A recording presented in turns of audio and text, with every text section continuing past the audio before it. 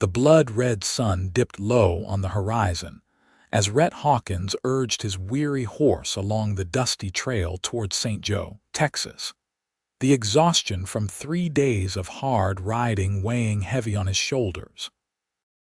He'd been gone longer than expected, tracking a small herd of Mustangs across the drought-stricken plains. And now, all he wanted was a hot meal and his own bed at the modest ranch he'd built with his own 2 hands over the past 5 years. It was 1874, and life in this corner of Texas was unforgiving.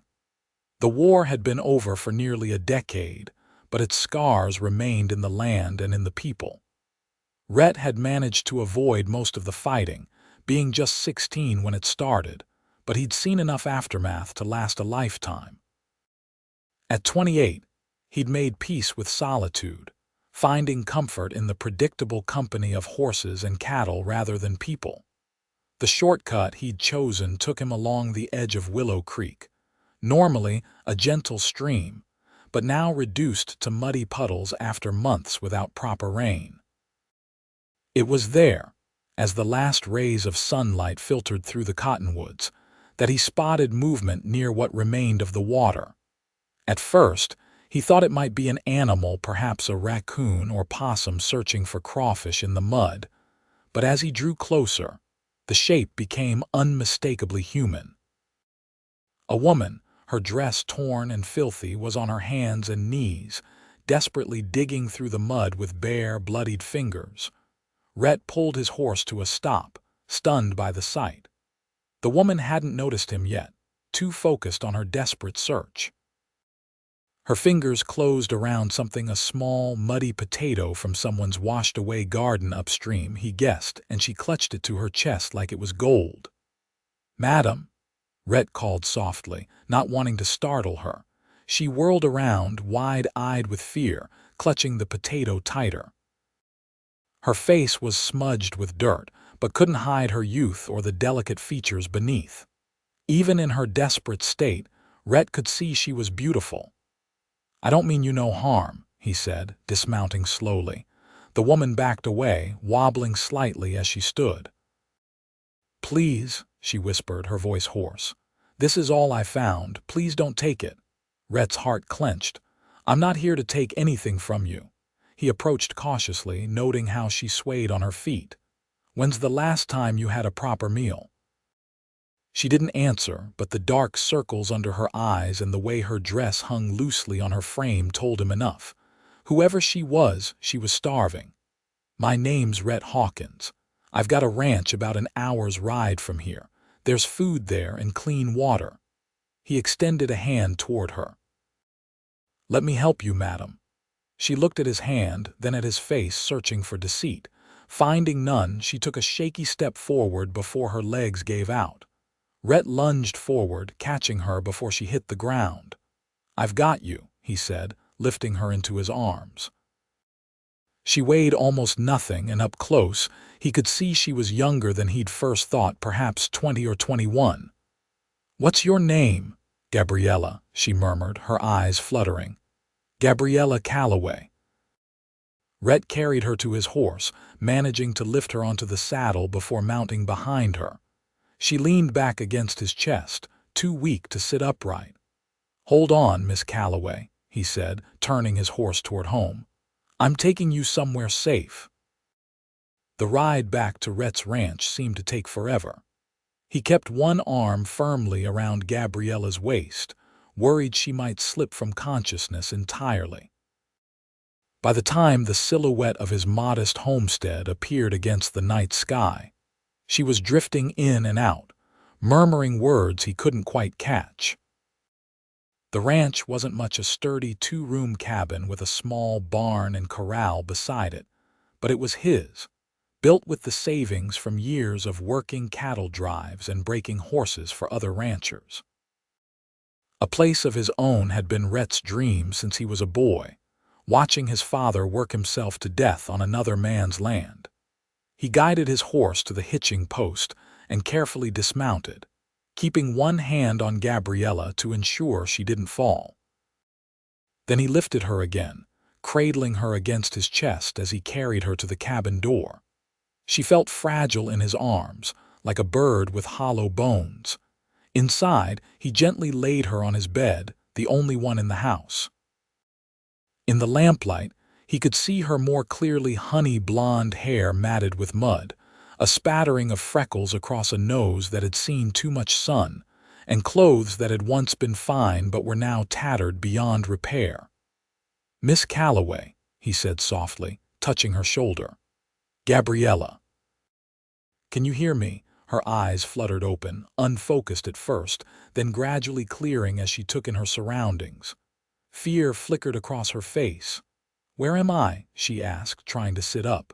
"My home. Hawkins Ranch, about 10 miles west of St. Joe." Rhett stepped back, not wanting to crowd her. "You fainted. I brought you here because you need food and rest." She looked around the cabin, taking in the simple furnishings, the rough-hewn table and chairs, the small stove in the corner, the bookshelf lined with well-worn volumes.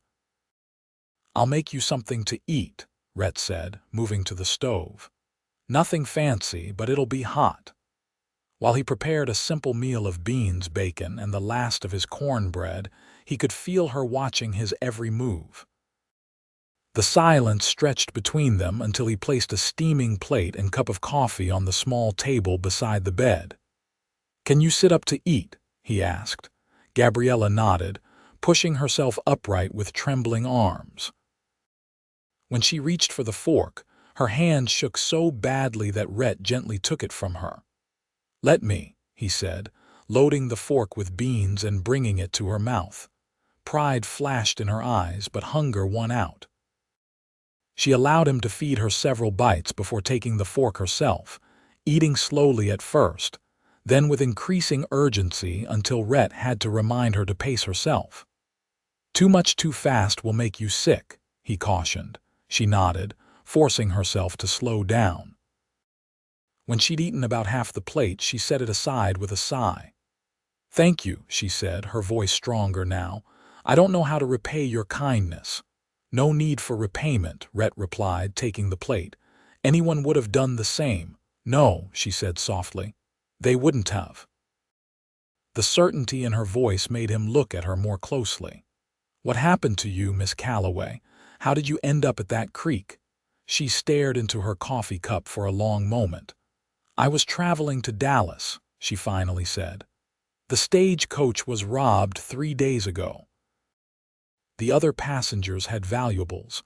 I only had enough for my fare.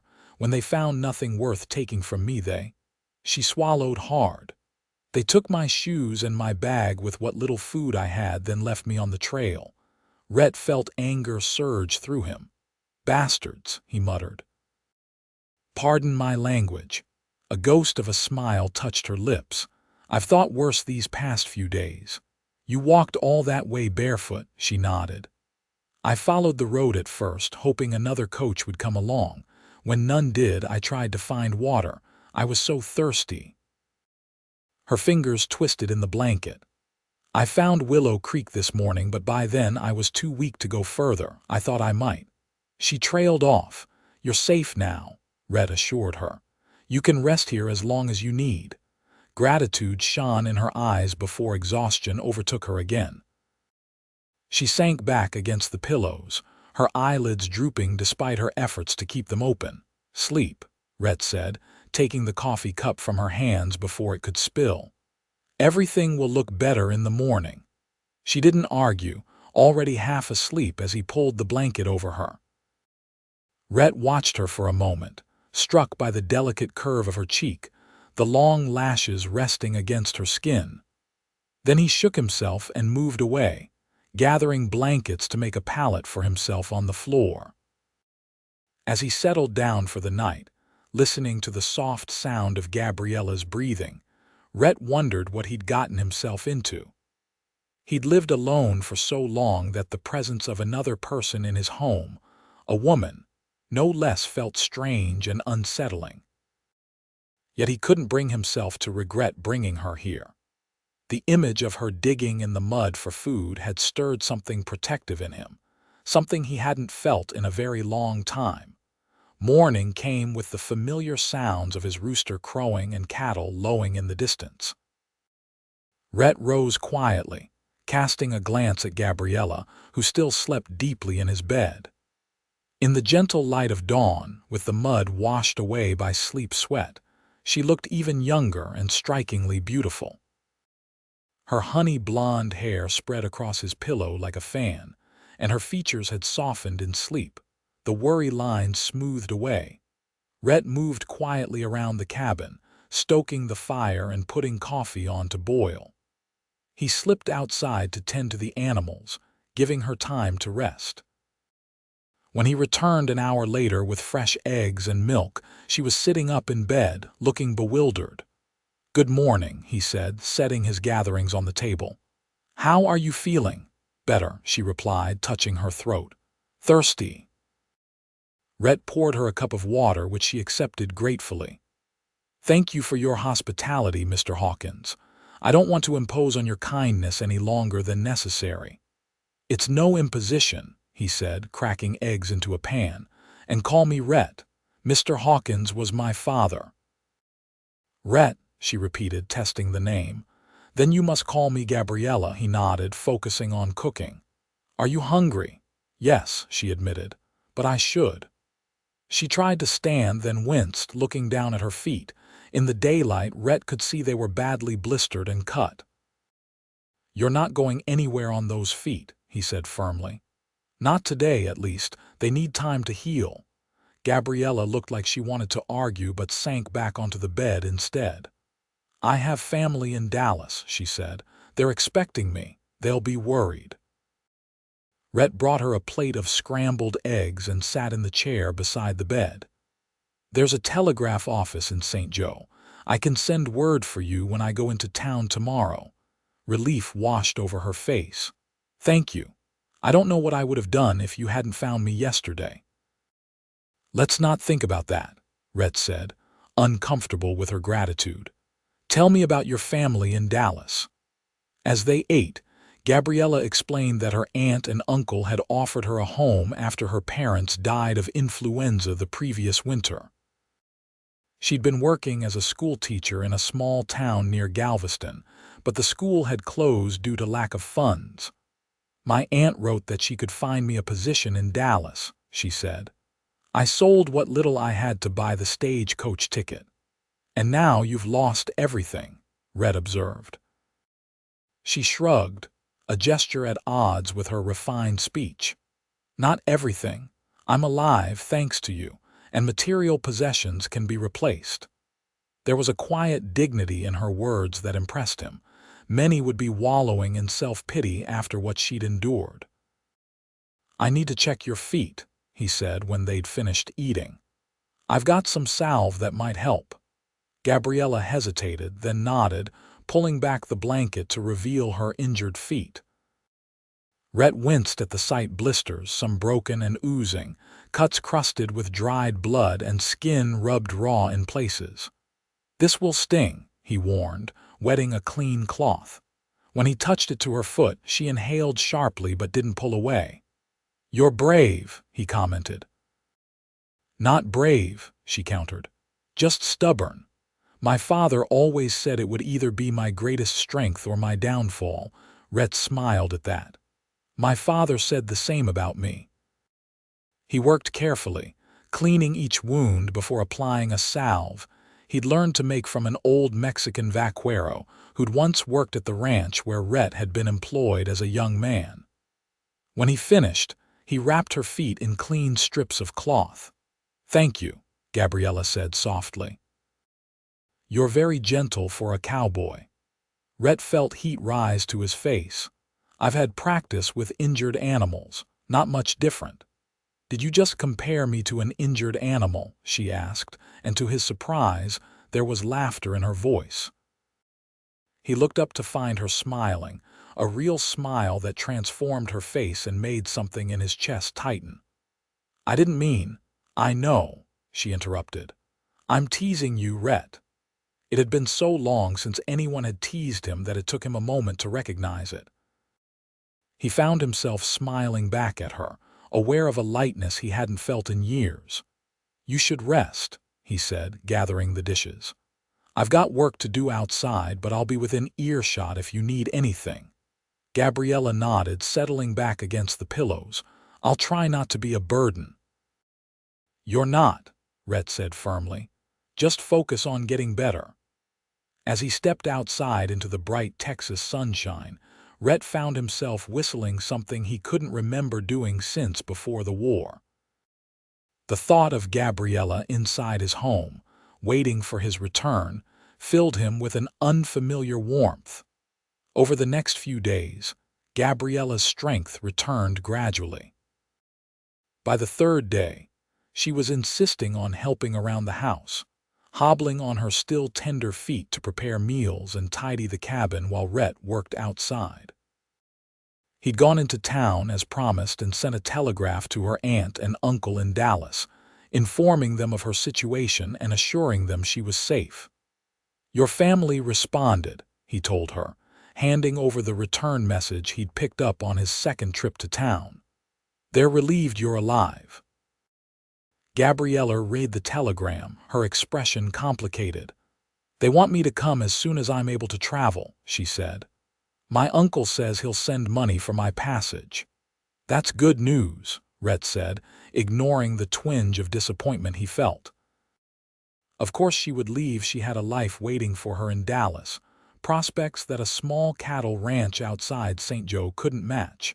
She folded the telegram carefully. "Yes," she agreed, though something in her tone suggested otherwise. That evening, as they sat on the porch watching the sunset paint the western sky in brilliant oranges and pinks, Rhett found himself talking more than he had in years. He told Gabriella about his dreams for the ranch, how he hoped to expand his small herd and maybe breed horses one day. "You've accomplished so much on your own," she said, admiration in her voice. "I can't imagine building all this from nothing." "It's not much," Rhett said, looking at his modest homestead. "It's everything," Gabriella countered. "Freedom, independence, a place that's truly yours." "That's more than most people ever achieve." Her understanding of what the ranch meant to him struck a chord. "What about you?" he asked. "What are your dreams?" Gabriella was quiet for a long moment, watching a hawk circle overhead. "I thought I knew," she finally said. "I wanted to teach, to help children learn and grow, but now," she shrugged, "now I'm not so sure. Because of what happened, partly," she admitted. "But also because these past few days have shown me a different kind of life. Here everything feels real, immediate. In town, teaching proper young ladies how to diagram sentences and multiply fractions, I sometimes felt like I was living behind glass, observing life rather than participating in it." Rhett studied her profile in the fading light. "You could teach anywhere," he pointed out. "St. Joe has a school." Her eyes widened slightly. "Are you suggesting I stay here?" The question hung between them, loaded with possibilities neither was ready to articulate. "I'm suggesting you have options," Rhett said carefully. "Don't feel rushed into decisions." Gabriella nodded, turning back to the sunset. "I've never been one to rush," she said softly, "except perhaps in judging the character of others." Rhett sensed there was more to that statement than she was sharing, but he didn't press. They sat in companionable silence until the stars began to appear, each lost in their own thoughts about the future. The next morning, Rhett was repairing a section of fence when he spotted a rider approaching from the direction of town. As the figure drew closer, he recognized Sheriff Miller, a gruff but fair man who'd been the law in St. Joe for as long as Rhett could remember. "Morning, Sheriff," Rhett called, setting down his tools. "What brings you out this way?" Miller dismounted, tipping his hat. "Rhett. Got some news might interest you." His eyes drifted toward the cabin. "Heard you've got a guest staying with you. Young woman found near Willow Creek." Rhett tensed slightly. "News travels fast." "Small town," Miller shrugged. "Anyway, caught two men trying to sell women's belongings in Fredericksburg. Items match what your guest lost, according to what you told the telegraph operator. You caught the men who robbed her stage coach. Rhett felt a surge of satisfaction. Looks that way. Nasty pair. Wanted in 3 counties. Miller scratched his beard. Thing is, they're singing an interesting song to save their necks. Claim one of their intended victims wasn't just an innocent traveler. Rhett frowned. What do you mean? They say one of the women was running from the law herself. A Miss Gabriella Calloway wanted for theft in Galveston. The sheriff eyed Rhett carefully. That name sounded familiar. Before Rhett could respond, a soft voice spoke from behind him. It's true. Both men turned to see Gabriella standing on the porch, her face pale but composed. She'd pulled her hair back with a ribbon Rhett had brought from town, and she was wearing one of his shirts, belted at the waist over her tattered dress, an outfit that somehow managed to look both improper and entirely right. Miss Calloway, the sheriff said, removing his hat. Madam, I'm afraid I need to ask you some questions. Gabriella nodded, her eyes meeting Rhett's briefly before she turned and went back inside. The look in them, a mixture of resignation and shame, made his chest tighten. Rhett, Miller said quietly, did you know about this? No, Rhett admitted, but I'm sure there's an explanation, the sheriff sighed. There always is. He gestured toward the cabin. Shall we? Inside, Gabriella had seated herself at the table, hands folded in her lap, the picture of composure except for the slight tremor in her fingers. Rhett wanted to go to her to offer some kind of support, but he held back, uncertain now of who she really was. Miss Calloway, Miller began, taking a seat across from her. I understand you were employed at the Galveston Merchants Bank until 3 months ago, she nodded. Yes. And you left rather suddenly after $5,000 went missing from the bank vault. Rhett couldn't hide his shock. $5,000 was more money than most people would see in a lifetime. I didn't take that money, Gabriella said, her voice steady despite the accusation. I was framed. Miller's expression remained neutral. By whom? Percival Jenkins, the bank manager's son. Her fingers twisted together. He had gambling debts. He took the money, but when it was discovered missing, he claimed I must have taken it. I was the only one besides him who had access to the ledgers. And they believed him over you, Rhett said softly, beginning to understand. Gabriella's eyes flicked to his, filled with gratitude for his insight. His father owns half the businesses in Galveston. My word against theirs. She shook her head. I knew I'd hang, so I ran. To Dallas, Miller supplied. My aunt and uncle don't know about any of this, she said quickly. Please don't involve them. They're good people. The sheriff leaned back in his chair, studying her. The problem, Miss Calloway, is that I've got a warrant for your arrest from Galveston County. I'm obligated to act on it. Rhett stepped forward. Sheriff, you can't seriously believe she stole that money. Look at her. If she had $5,000, would she have been digging for potatoes in Willow Creek? Miller sighed. It's not about what I believe, Rhett. It's about the law. The law is wrong in this case, Rhett insisted. Gabriella placed a hand on his arm. It's all right, Rhett. I've been running for months. Perhaps it's time to face this. And hang for something you didn't do. Rhett shook his head. No, there has to be another way.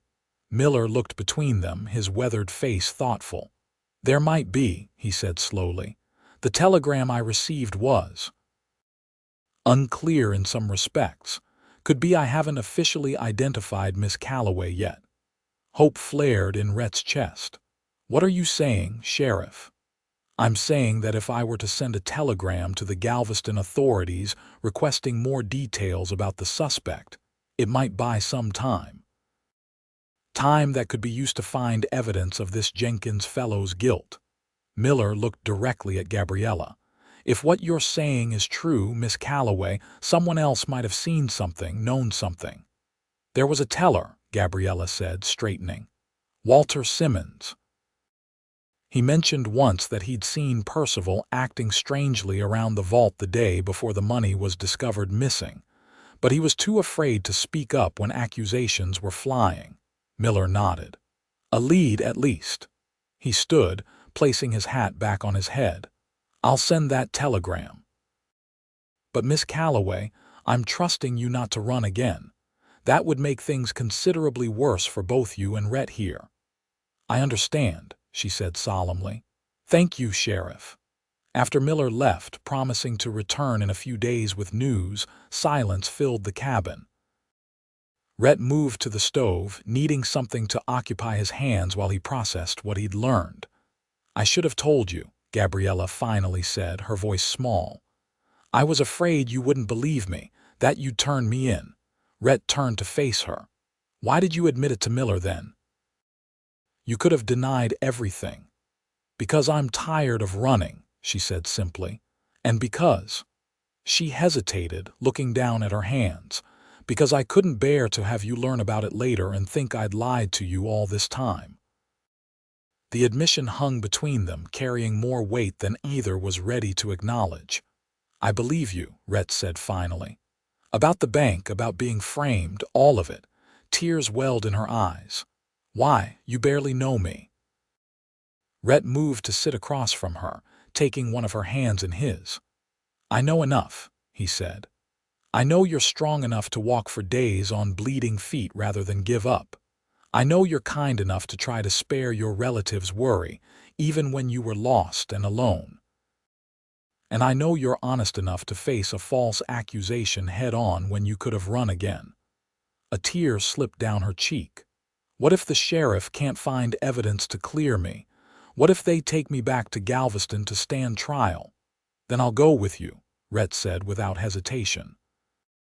And we'll find this Walter Simmons ourselves. Gabriella stared at him, wonder in her eyes. You would do that? Leave your ranch, risk everything, for someone you've known less than a week? Rhett realized he would, and the certainty of it should have frightened him. Instead, it felt right, as if he'd been waiting his whole life to find someone worth fighting for. Yes, he said simply. She squeezed his hand, fresh tears falling. No one has ever believed in me like that. Rhett reached up to brush a tear from her cheek, his fingers lingering against her soft skin. Then they were fools. In that moment, something shifted between them, a boundary crossed, a possibility acknowledged. Rhett knew he should pull away, maintain some distance given her vulnerable position, but he couldn't bring himself to move. It was Gabriella who broke the spell, standing abruptly. I should make lunch, she said, her voice unsteady. You must be hungry after working all morning. Rhett let her go, watching as she busied herself at the stove, her movements betraying her agitation. He understood her retreat. What was growing between them was complicated by her situation, by the uncertainty of her future. To acknowledge it now would only make things harder if Miller returned with bad news. But as he rose to help her, their hands brushing as she passed him a plate, Rhett knew it was already too late for caution. Whatever happened next, Gabriella Calloway had claimed a place in his heart that no one else had ever occupied. The following days passed in a strange limbo. On the surface, they maintained their routine, Rhett working the ranch, Gabriella keeping the cabin, but underneath ran a current of tension. Every approaching rider might be Sheriff Miller with news that could change everything. Every shared meal or quiet evening on the porch felt precious, potentially their last. They didn't speak of what would happen if Gabriella was cleared, or if she wasn't. They didn't discuss the feelings growing between them. Instead, they talked about safer things, books they'd read, places they'd seen, childhood memories. Rhett learned that Gabriella had grown up in a small town outside Austin, the daughter of a doctor who treated everyone regardless of their ability to pay. She'd inherited his compassion and her mother's love of literature, reading anything she could get her hands on. She spoke of her parents with such love that Rhett found himself sharing stories of his own mother and father, memories he'd kept locked away for years. "Your father sounds like he was a good man," Gabriella said one evening as they watched fireflies dance in the gathering darkness. "He was," Rhett agreed. "Worked himself to death trying to provide for us. After he died, I swore I'd never work another man's land again. That's why this place means so much to me." "I understand," she said softly. "Having something that's truly yours that no one can take away." The irony of her words wasn't lost on either of them. Everything she'd once possessed had been taken from her: her reputation, her security, her future. "If this all works out," Rhett said carefully, "what will you do?" Gabriella was quiet for a long moment. "I don't know," she admitted. "I can't go back to Galveston, even if I'm cleared. Too many people believe the worst of me." "And Dallas," he pressed, his heart beating faster. She turned to look at him, her eyes reflecting the last light of day. "Dallas doesn't feel right anymore." Her voice dropped to barely above a whisper. "It's not where I want to be." The admission hung between them, heavy with meaning. Rhett wanted to ask where she did want to be, wanted to tell her that he hoped it was here with him, but before he could find the words, the sound of approaching hoofbeats broke the moment. Sheriff Miller dismounted in front of the cabin, his expression unreadable in the dimming light. Rhett and Gabriella rose to meet him, standing closer together than was strictly proper. "Evening, Sheriff," Rhett greeted him, trying to gauge from the man's face whether he brought good news or bad. "Rhett, Miss Calloway." Miller nodded to them both. "Mind if I come in? Been a long ride." They led him inside, where Gabriella lit the lamp while Rhett poured coffee. The sheriff settled at the table, accepting the cup gratefully. "I've had some interesting correspondence with the Galveston authorities," he said after taking a sip, "and with a Mr. Walter Simmons." Gabriella's hand flew to her mouth. "You found him?" Miller nodded. "Took some doing. Seems he left Galveston shortly after you did. Working at a bank in Houston now." He pulled a folded paper from his vest. He wrote this statement, said he'd been wanting to clear his conscience for months. Rhett moved to Gabriella's side as she took the paper with trembling hands. She read it quickly, her eyes widening. "He saw Percival take the money," she breathed. "And he heard Percival's father threaten to fire him if he didn't support their story that I was the thief." She looked up at Rhett, tears shining in her eyes. "He's willing to testify." Relief washed over Rhett so powerfully that he had to place a hand on the table to steady himself. "So the charges will be dropped." "Not immediately," Miller cautioned. "There will need to be a formal investigation. But Mr. Simmons has agreed to sign an affidavit, and I've sent word to the judge in Galveston. The warrant for Miss Calloway's arrest has been temporarily suspended pending further evidence." Gabriella sank into a chair, overwhelmed. "I can't believe it," she whispered. "After all this time." "There's more," Miller said, his weathered face softening slightly. "The men who robbed your stagecoach have been persuaded to return what they stole from the passengers. Your belongings were among the items recovered." He reached into his saddlebag and produced a small leather satchel. "It's not much, but I thought you might want it back." Gabriella accepted the bag with shaking hands, opening it to find a hairbrush, a small leather-bound book, and a velvet pouch. She opened the pouch and tipped a gold locket into her palm. "My mother's," she explained, voice thick with emotion. "I thought I'd lost it forever."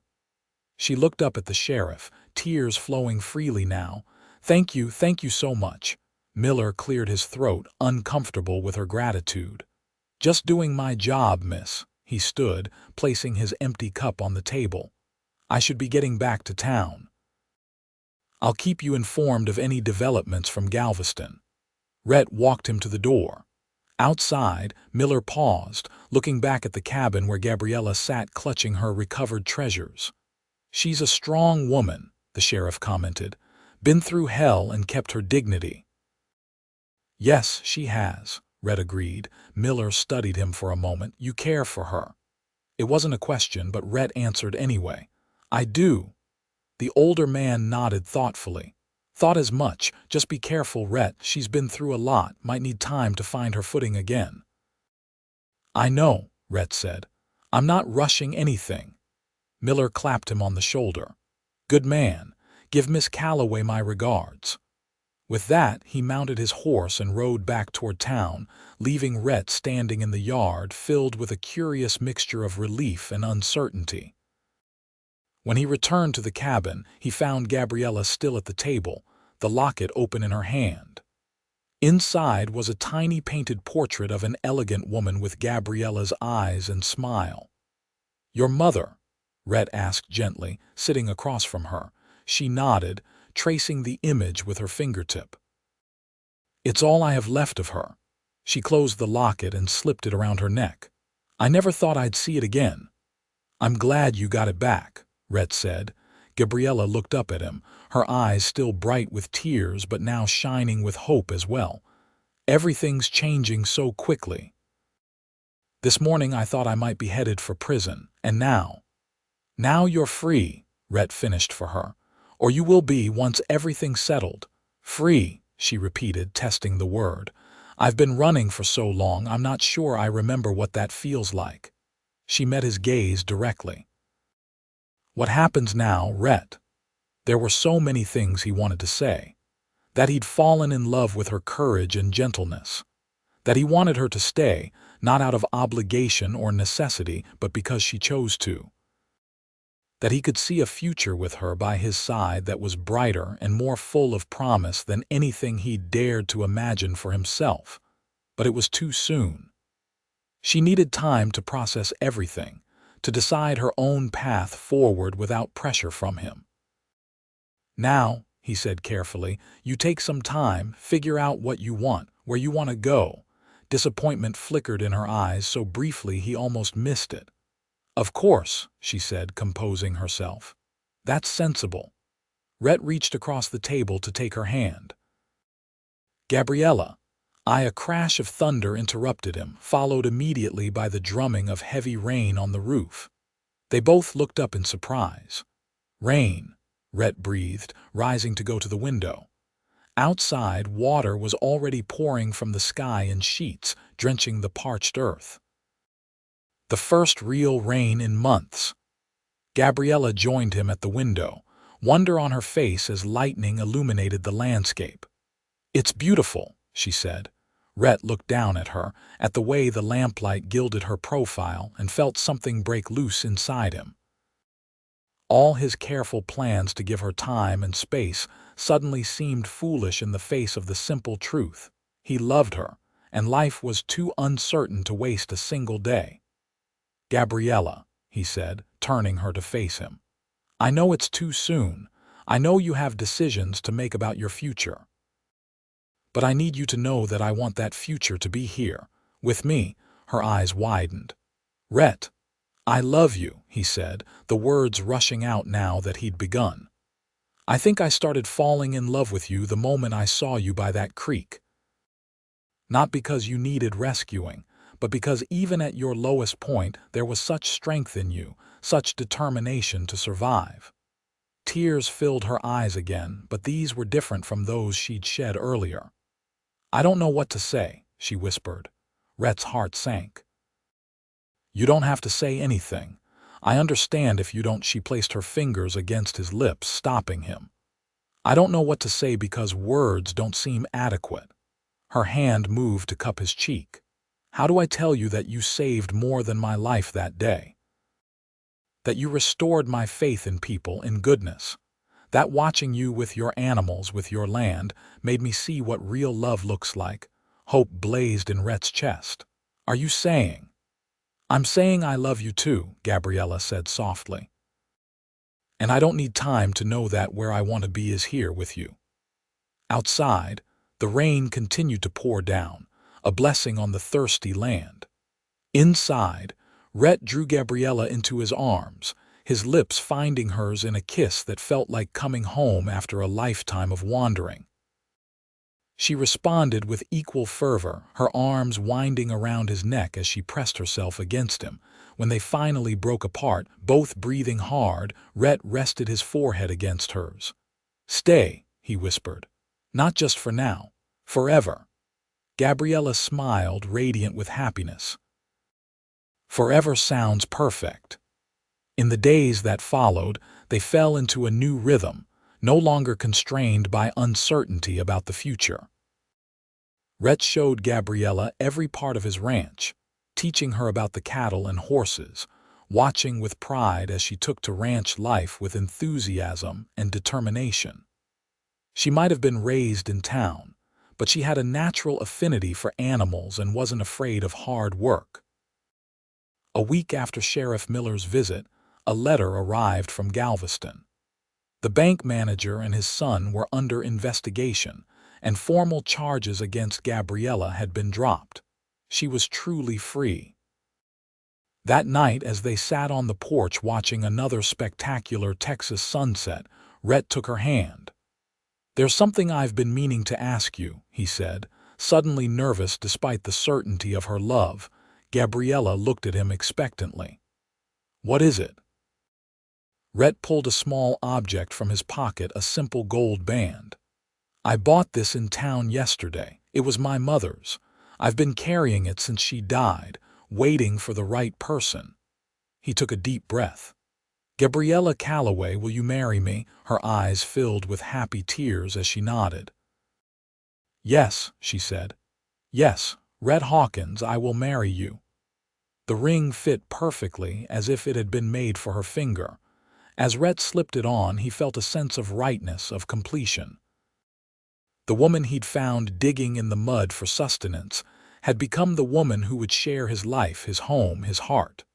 "When?" he asked, pulling her close. "As soon as possible," Gabriella replied, her arms winding around his neck. "I've wasted enough time already." They were married 2 weeks later in the small church in St. Joe. The ceremony was simple but heartfelt, attended by Sheriff Miller, a few neighboring ranchers Rhett had befriended over the years, and to Gabriella's surprise and delight, her aunt and uncle from Dallas, who had made the journey after receiving her letter explaining everything. "We never doubted you," her aunt whispered as she embraced Gabriella. "And we couldn't be happier for you. Your Rhett is a good man." "The best," Gabriella agreed, watching as her new husband shook hands with her uncle.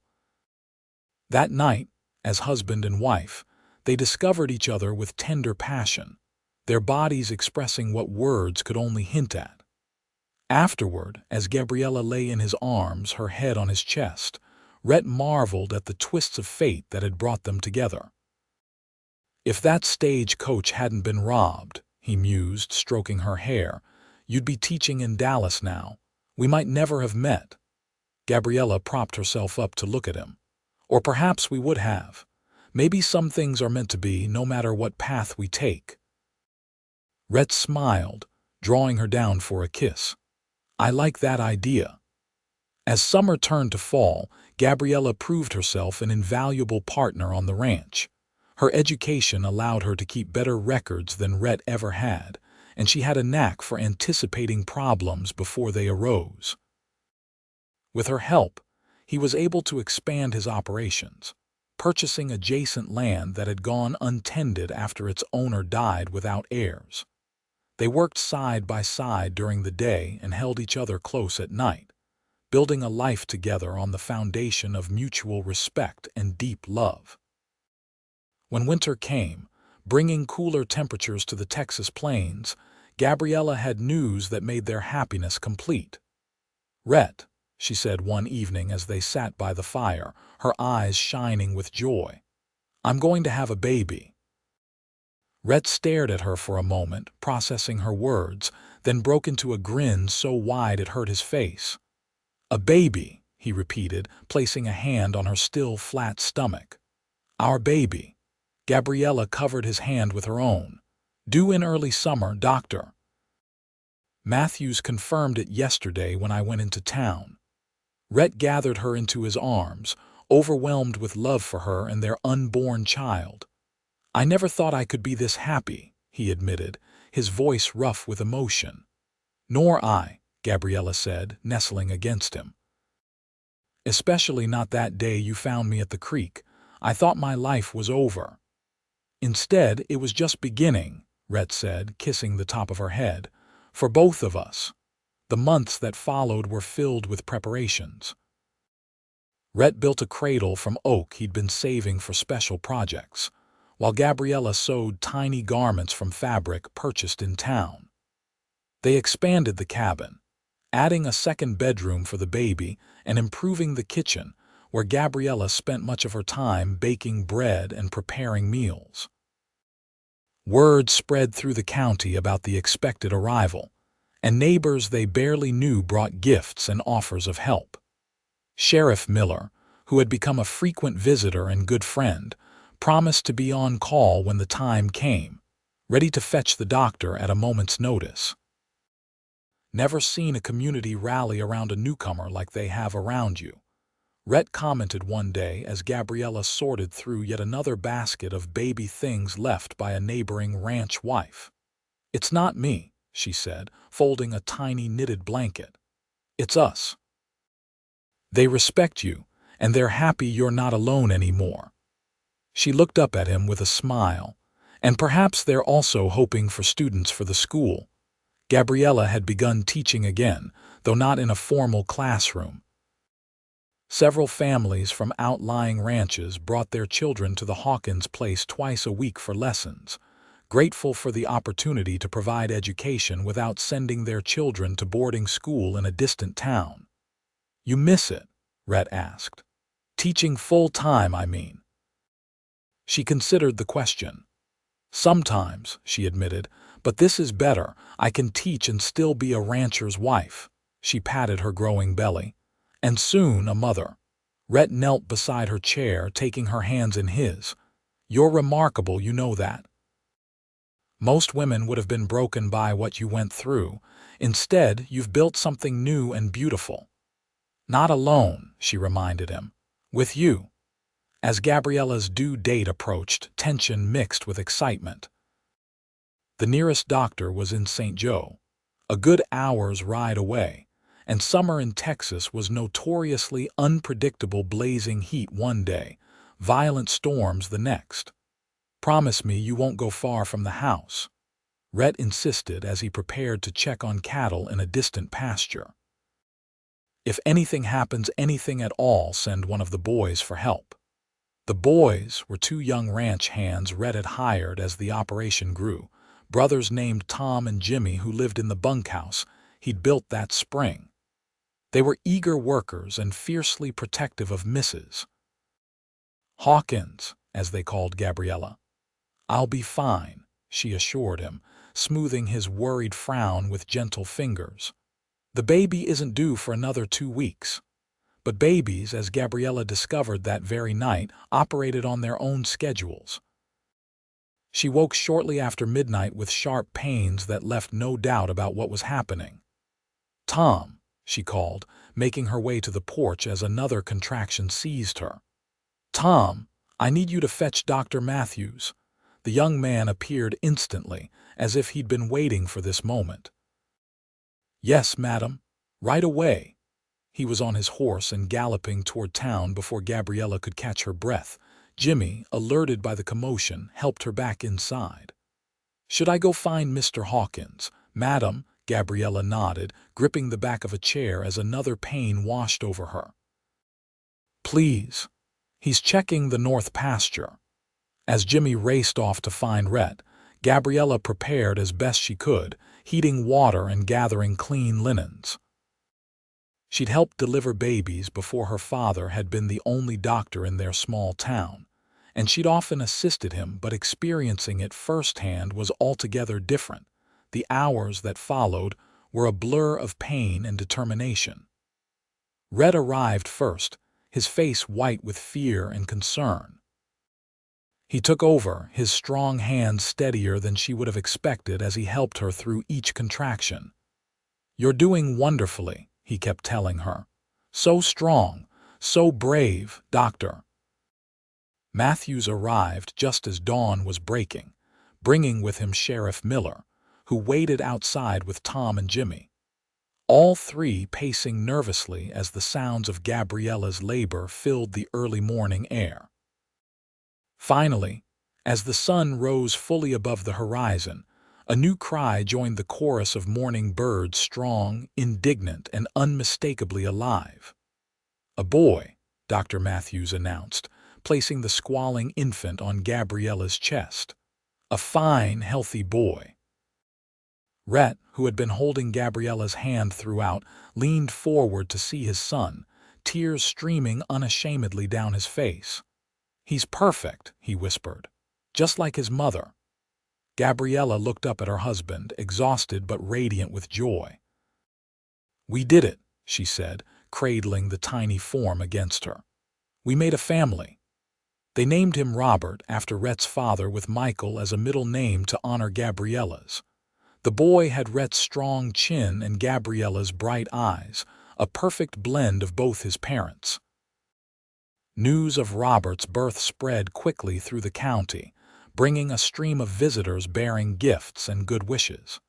Sheriff Miller presented the baby with a tiny silver star. "For when he becomes my deputy," he joked, though there was genuine emotion in his gruff voice. The summer passed in a haze of joy and exhaustion as they adjusted to life with a newborn. Robert proved to be a good-natured baby, curious about everything and quick to smile. Rhett took to fatherhood with surprising ease, carrying his son around the ranch, introducing him to the animals, and telling him stories about the land that would one day be his. By the time fall arrived again, marking a year since Gabriella had discovered she was pregnant, the Hawkins family had settled into a comfortable routine. The ranch was thriving with a larger herd and several promising young horses. The school lessons had resumed, with Gabriella teaching with Robert strapped to her chest or napping nearby. One evening, as they sat on the porch watching the sunset, a daily ritual they had maintained since the beginning of their marriage, Rhett turned to Gabriella with a thoughtful expression. "I've been thinking," he said, bouncing Robert on his knee, "about that day I found you at Willow Creek." "What about it?" Gabriella asked, her hand automatically going to the locket she still wore every day. "If I'd taken the main road instead of the shortcut, I never would have seen you," Rhett said. "It was just chance or fate that I happened to ride by at that exact moment." Gabriella smiled, remembering. "I was so desperate I thought I might die there, alone and forgotten." "Instead, you became the heart of this place," Rhett said, reaching for her hand. "Of my life." "Our life," she corrected gently, squeezing his fingers, "and it's only just beginning." As if to emphasize her words, Robert let out a happy gurgle, reaching for the last rays of the setting sun with chubby hands. "Only just beginning," Rhett agreed, gathering his family close as twilight settled over the land they called home.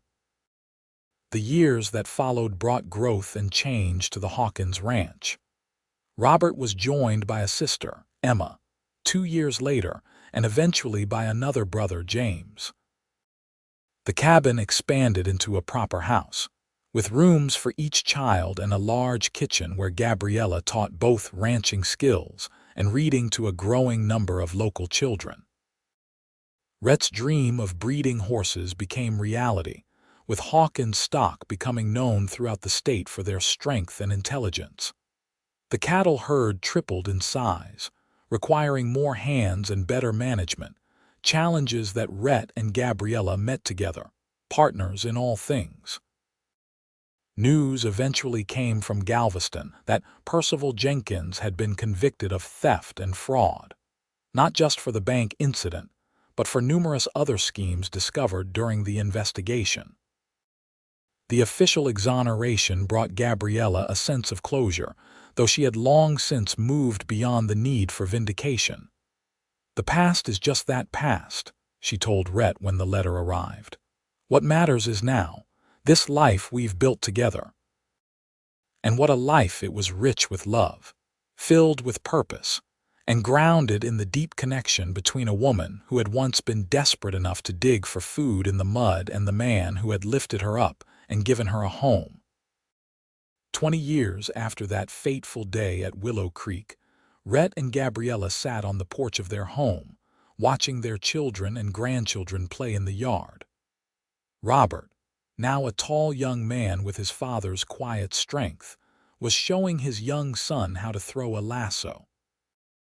Emma, who had inherited her mother's intelligence and determination, was deep in discussion with her husband about plans for the school she now ran in St. Joe.